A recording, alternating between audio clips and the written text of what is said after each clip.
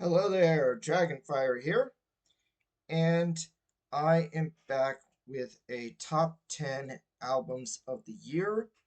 Um, Last time I did 1980, and I sort of regret that list a little bit. Like, if I could go back, I would probably still have, the same top 10 albums in the same honorable mentions, except for I did find out as I was going across the videos, I found out that I did leave one album out. That Sammy Hagar had an album in 1981 that I missed. And so I was like, oh, yeah, that Sammy Hagar album should have at least been an honorable mention. Uh, but this time I tried to be very thorough in the albums I was up for consideration with. And um, I think I did a good job. Okay, my first honorable mention. This is if you watched my best musical acts by letters of the alphabet. I mentioned Y and T in my best musical acts of letters of the alphabet series. Um, and I like this band, Y and T. Their newer act, they actually found out about them when I was looking for acts that started with the letter Y. That's when I found out about them. So they're a newer act to my collection. But I got their greatest hits. But this is their 1981 album called uh, Earthshaker. This is a digitally remastered version. But some really good stuff here. Earthshaker from Y&T. Y&T stands for Yesterday and Today. Um, but I really am enjoying this album. Okay, next up, for my next honorable mention, is a band that their 1980 album actually made my top 10. Their 1980 album called um, British Steel. Actually, have a copy of it right here. It's the only Judas Priest album that I own a physical copy of, British Steel. But I want to give an honorable mention to their 1981 album that I don't have a physical copy of. But in 1981, Judas Priest put out Point of Entry. Point of Entry, another good um, rockin' album from Judas Priest. Okay, now it's time for my actual top 10 here. So for 1981, my number 10 album, beating out the Judas Priest and Y&T albums for the number 10 spot is Rush. Rush with Moving Pictures.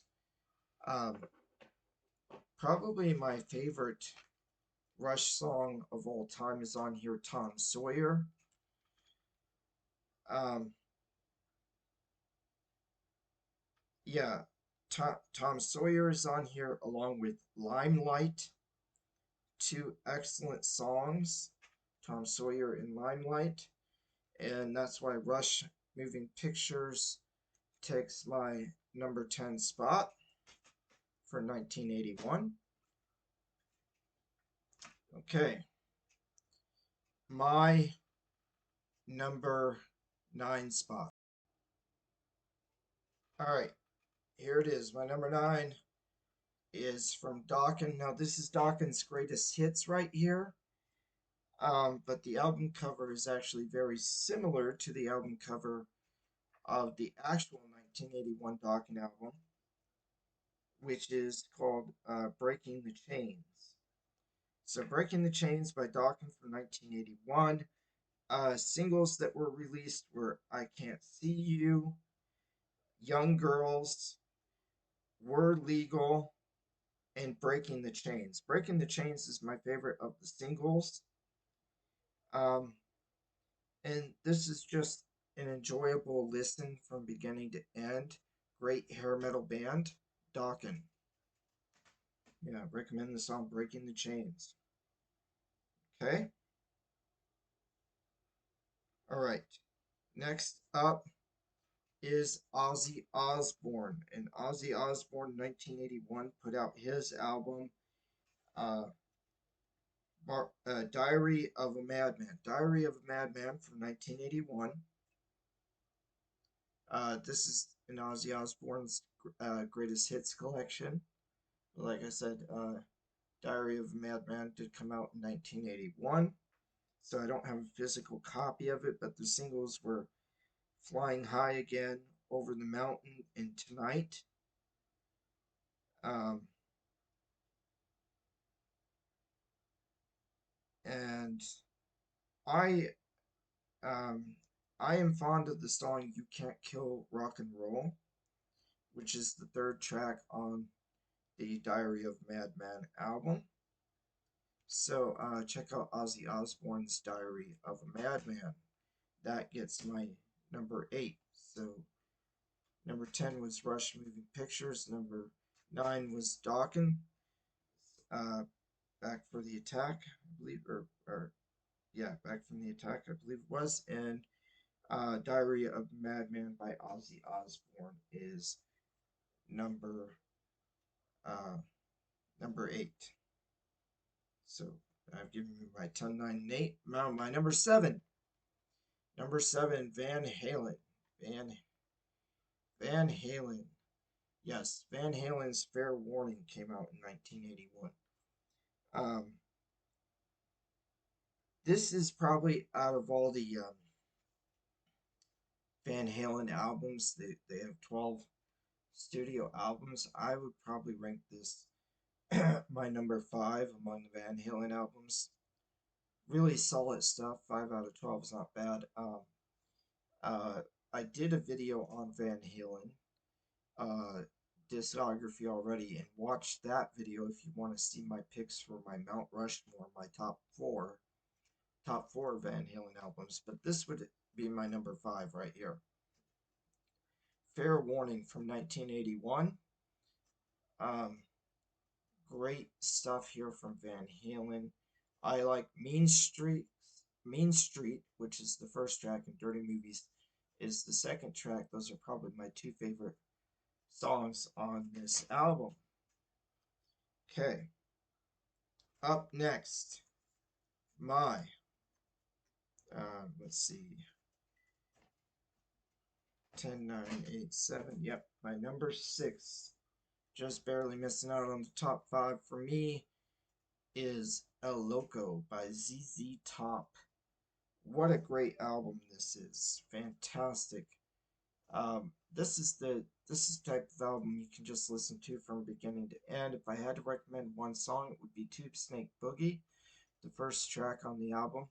And once you get into that, just listen to the rest of the thing all the way through. El Loco by ZZ Top. Okay. Next up,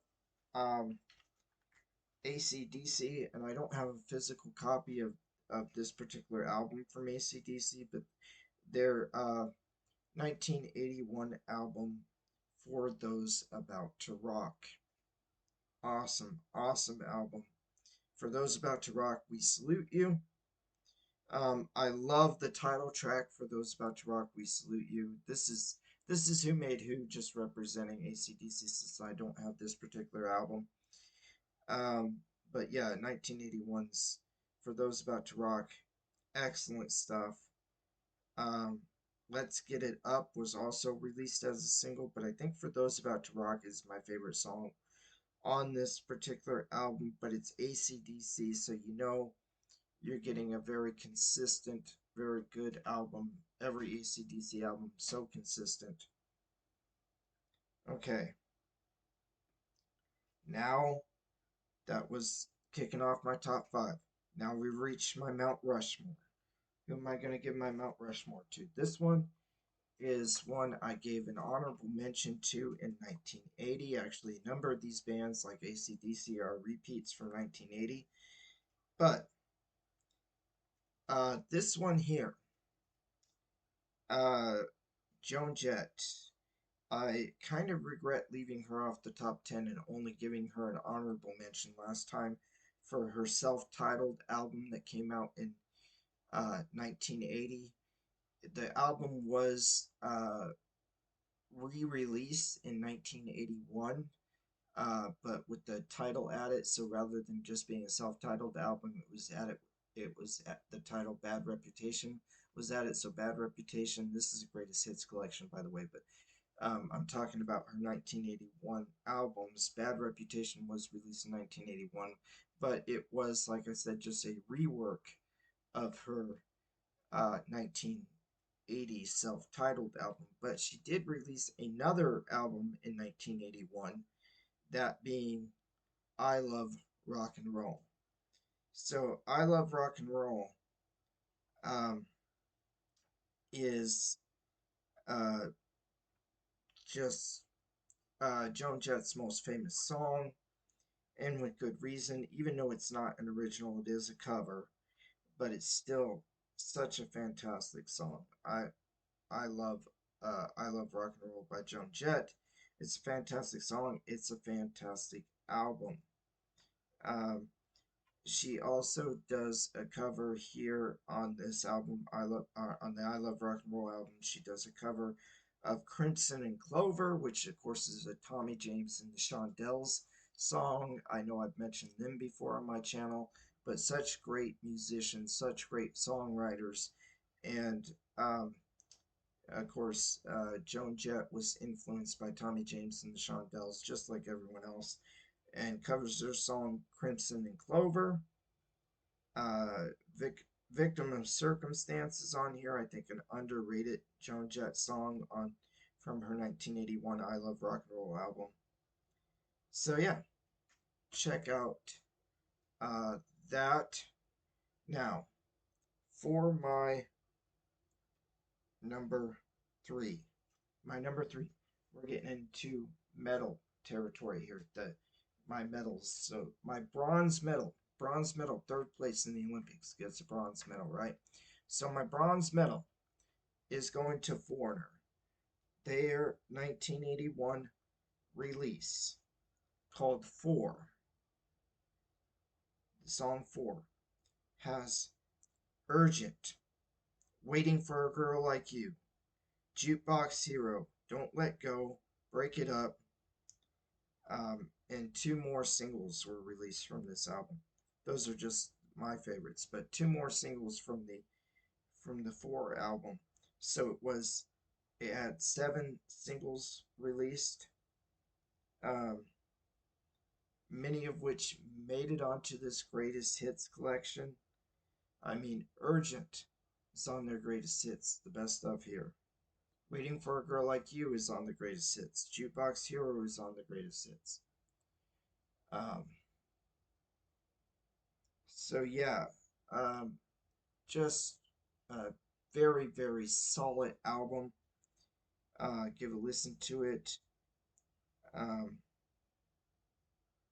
yeah, just fantastic stuff. Fantastic stuff. The album Four, which is the fourth album by the band Foreigner. Okay, that was my number three. Time for my top two. Who's going to get my silver medal? It's going to be Motley Crue. This is Motley Crue's debut album. The album that some people would call the first hair metal album ever. I don't know that it deserves that title. There's a few other um, uh, bands and albums that came out either this year or even earlier. Some people might start it with, Van Halen. Some people might start it with Kiss. Um, but certainly, like, the hair metal revolution definitely had a hand You know, Doc, I already pointed out the Dokken also put out an album in 1981. So did Hanoi Rocks. I think Kix had an album in 81. So it's debatable, um, you know, which is the first. But man, is this a rockin' album? Uh, I love Livewire. Livewire from Too Fast for Love by Motley Crue. Show you the track list here on the back. Um, just some really solid stuff. Livewire, such a good song. I think it was their biggest hit off of this album. Too Fast for Love, also the title track is also a really good song. On with the show, I enjoy Piece of Your Action. I think is a really good one. I really like that one. I like Take It to the Top. Um, Come On and Dance. I mean, this album could have easily been my number one. I mean, it was close. It was very, very close, but I went ahead and gave Motley Crue my silver medal. Fantastic album from 1981. There's a reason why they get credit for kind of being the first of the LA glam metal slash hair metal scene, even if Van Halen probably deserves it more. You know, Kiss and Van Halen, they started in the 70s. Motley Crue really solidifies that 80s band, you know, the band that came around in the 80s and defined that hair metal sound. But I picked for my number one Death Leppard. Death Leppard's High and Dry from 1981. This is their second album. Their first album I listed on my 1980 list, On Through the Night, which I think it was ranked like number 8 or something like that for 1980. If I had to go back and redo the list, it might even be ranked, um, you know, behind that. It might not even make the top 10. I kind of regret putting On Through the Night in my top 10 for 1980. It, you know, I think maybe I should have switched out some of my honorable mentions or something. But if I had to redo that video, I would redo it. But for 1981, Death Leppard deserves the number one spot. High and Dry is so much better than the debut. Um, Mutt Lange's first time working with the band, such a fantastic album. You can just put this album on and listen to it from beginning to end. There are no bad songs. The title track, High and Dry on Saturday Night, is fantastic. Bringing on the Heartbreak is a power ballad of all power ballads. Um, Ironically, there's a song on here called On Through the Night, On Through the Night by Def Leppard, which was the name of their first album. I don't know exactly what happened there, why On Through the Night wasn't actually on the On Through the Night album. But for whatever reason, this is a great album from beginning to end. Opens up with Let It Go, ends with track number 10, which is No No No. Fantastic. I love this album from Def Leppard. This is probably my second favorite Def Leppard album of all time, and it's good enough for my number one for 1981. So, um, listen, tell me what you think about 1981 um, in the comments section. Please like, share, and subscribe. Thank you, everybody. Dragonfire out.